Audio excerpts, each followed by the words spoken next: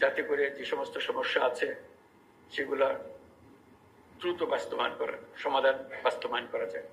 সেটা